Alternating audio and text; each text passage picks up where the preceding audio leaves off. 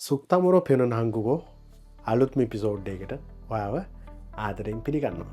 අද අපේ සුක්තම් එක එහෙම නැත්තම් ප්‍රස්ථාපිරුල තමයි මින්නන් තෝකියේ පල්තන් චිකින්දා මින්නන් තොක්කියේ පල්තන් චිකින්දා මොකක්ද මේකෙන් හැඟ වෙන්නේ.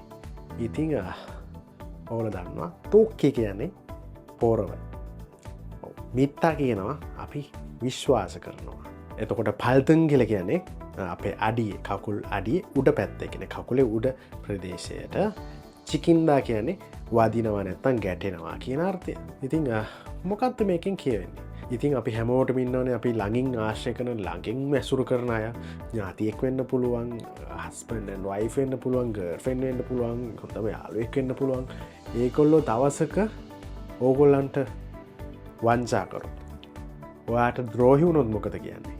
අන්න ඒක තමයි මේකින් කියවෙන අපි ළඟින් ඇසුරු කරන අයත් අපිට ද්‍රෝහිපෙන්න්න පුළුවන් අපිට එරෙහි වෙන්න පුළුවන් එනිසා මිනිස්සු ඇසුරු කරද්දි ප්‍රවේශම් වෙන්න කියල තමයි ඒ සුක්තම් එකින් අපිට කියන්නේ. එනම් අලු සුක්තම් එකින් අයත් හම්බෙමු තාමෙ තෝබා